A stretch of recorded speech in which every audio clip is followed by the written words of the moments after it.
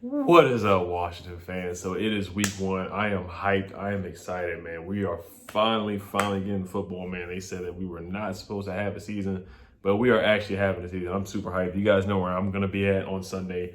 Shout out to Burgundy and Gold fan all day for setting this up. This should be a lot of fun. It's going to be lit, man. We'll be going live as much as I can. It's going to be a lot of noise. It's going to be lit. So I feel really good about this game, week 1. I feel really good. And I felt really good about this game before all the injuries, before the Jalen Reagor injury, before the Brandon Brooks, the Andre Dillard, Lane Johnson having ankle surgery. I just heard word about that he was very limited in practice. He might not play. I heard Jalen Reagor is probably going to play since he practiced today. Trying to think who else is hurt. There's so many guys on that. And Alshon Jeffrey with the foot injury, but I'm not really concerned about him because a lot of Eagles YouTubers say he runs like he has a piano on his back, like he's a tight end out there. Eagles tried to trade him before the season, but nobody wants him with that contract. So not too much concern about Alshon Jeffrey. But I will shout out some Eagle YouTubers real quick. Shout out to Lord Brunson. That's my guy right there. He's a good Eagles content creator. Shout out to Philly 500. We was on YouTube together with Bad Dog. Shout out to Philly Mike. We were supposed to go live together, but it didn't work out. But I will be hitting his phone up after we get this W on Sunday. And trying to think if there's any other Philly YouTubers out there that Joey Shakes. We were supposed to do shout out to Joey Shakes too. We were supposed to do a live, but didn't work out either. I'll probably be hitting up after we get this W on Sunday as well. But yeah. We'll do keys to victory as well. We'll talk about what I think we need to do to get this dub, to get this win. There's a multiple things that I think, So we'll start off on the offensive side. What we need to do to stop their offense. Carson Wentz is a really good quarterback. He does a lot with less. He does more with less sometimes. We know what Deshaun Jackson can do. We have to bracket him. We have to keep an eye on him. Last year, we had the slowest corner on the field guarding Deshaun Jackson. We cannot have that happen. Ronald Darby, Kendall Fuller's on the injury list as well. So we don't know if Kendall Fuller's going to play with a knee injury. Thomas Davis Sr., the linebacker, they're saying he probably won't even play this weekend. So we're a little banged up as well on the defensive side. Eagles are banged up on the offensive side. Deshaun Jackson, you know what he did to us last year. I think Ronald Darby has improved in camp.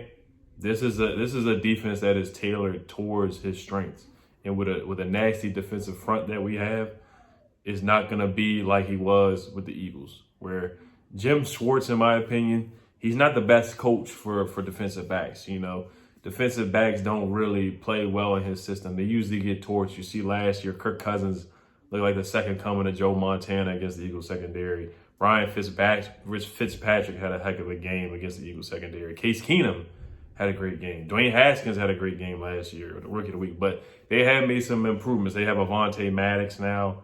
They have Darius Slay, Nickel Roby Coleman. They cut Sidney Jones. They cut Ross Sewell. And they brought Cravon LeBlanc back. So, but I'm still confident in Terry McLaurin. He has in the 2 games he played last year, has 158.3 rating when the ball is thrown his way. 2 elite games and a Pro Football Focus grade of 90.2. So they can't stop Terry. They can't stop Terry McLaurin. And we saw what happened last year with Darius Slay and Terry McLaurin, where they went at it in that Lions game. And Darius Slay gave Terry his props after the game. Gave him big props. It was like, this guy is the real deal. So I still think Terry's going to eat this game. I still have him having 100 receiving yards in this game. But let's get back to stopping our offense. Carson Wentz, you got to hit Carson Wentz. Shout out to On Warpath for this stat. He said Carson Wentz is 3-7 when he gets sacked 4 times. That's something we can definitely do. Gotta go at Jason Peters. Matt Pryor is stepping in for Brandon Brooks. This will be his first start. We have to dominate their offensive line. This is a banged up offensive line, man. Jason Peters, come at him with Chase Young, Montez Sweat, Ryan Kerrigan, all them boys for the old man who is a false start waiting to happen, a holding penalty waiting to happen. Keep going at Carson Wentz. We cannot let this man get outside the pocket. We cannot let this man evade, duck his head under, and get out like he did a couple years ago on Monday Night Football. We cannot let that happen. Contain him.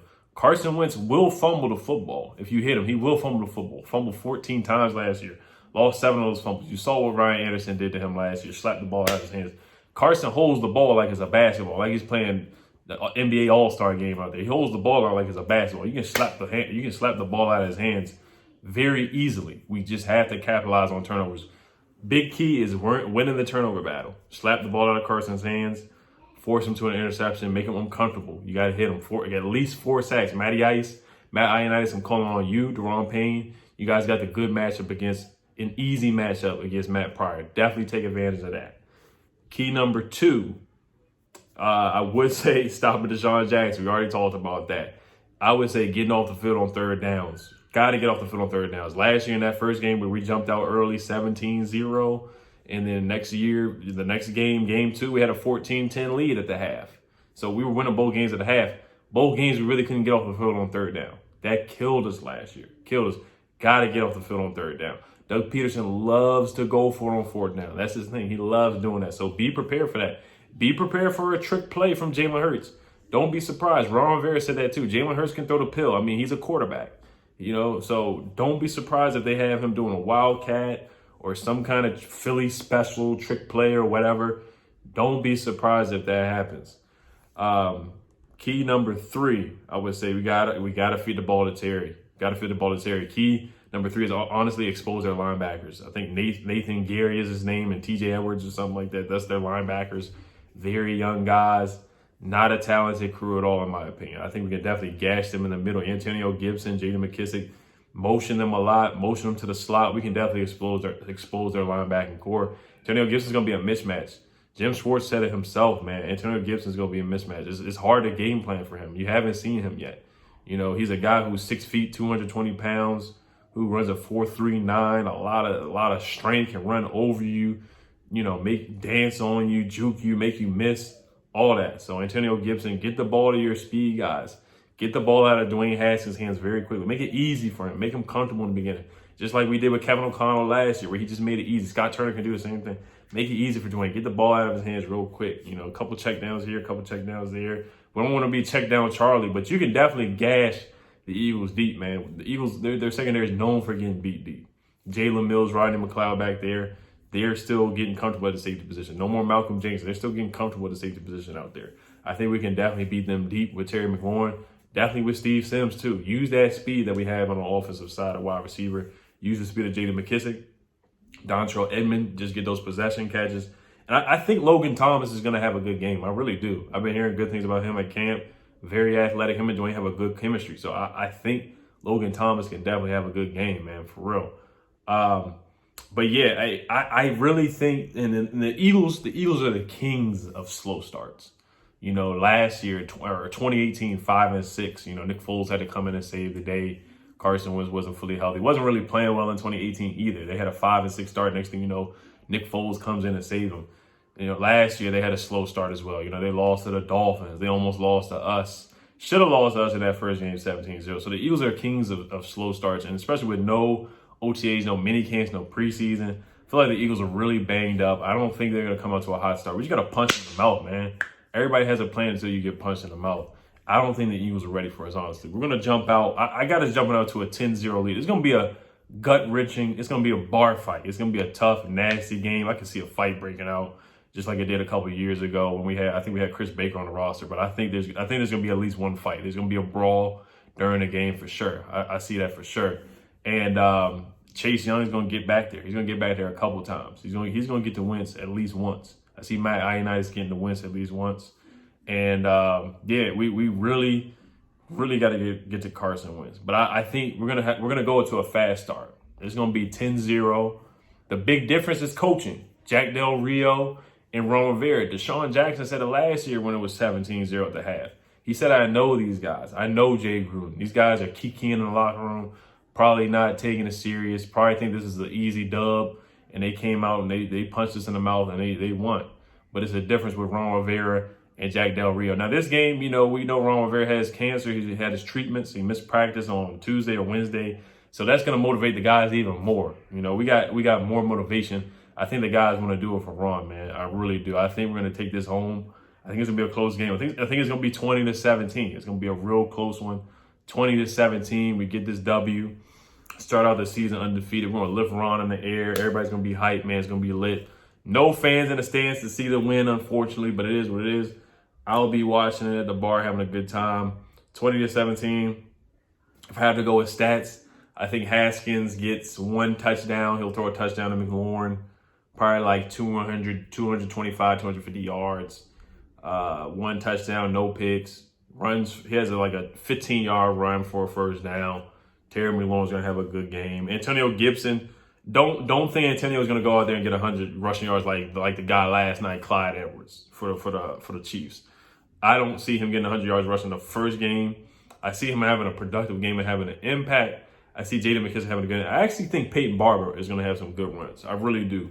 Don't sleep on Peyton Barber. I feel like Peyton Barber is going to have some good runs. I don't know if Bryce Love's going to get a lot of burn in this game, but I really think Peyton Barber is going to be a surprise in this game. There's one guy who's definitely going to surprise on offense this game.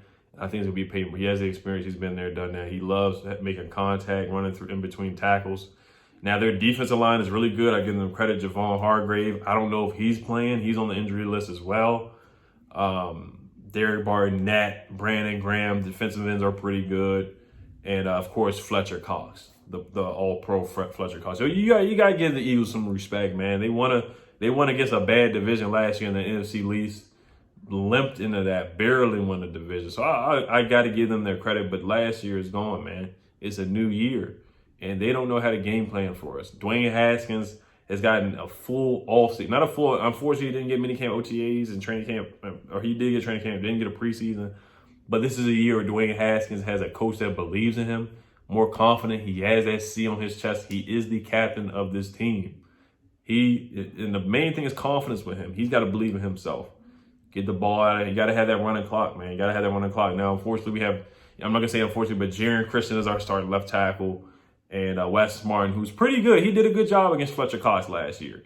So we do have some current concerns on the left side of the offensive line. Chase Rouillet is solid.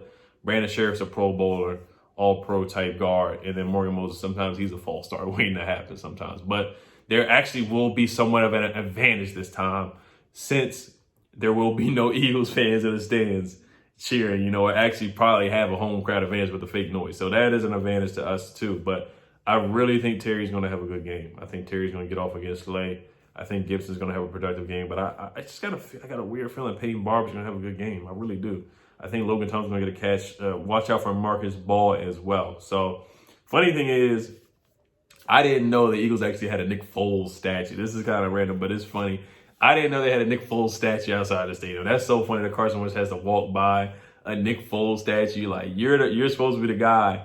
And there's still that ghost of Nick Foles haunting you forever and ever and ever. So that's funny to me. So, but all right, y'all, man. I'm happy football is back, man. This is crazy. We've been through a lot this summer, man, with the whole sexual harassment with Dan Snyder, the name change, so much stuff. And you guys have been rocking with me so much. So it's going to be a lot of fun during the season. I plan on getting some other YouTubers on here from other teams once a week, try to do that live streams and whatnot. So keep rocking with me. I really appreciate you guys.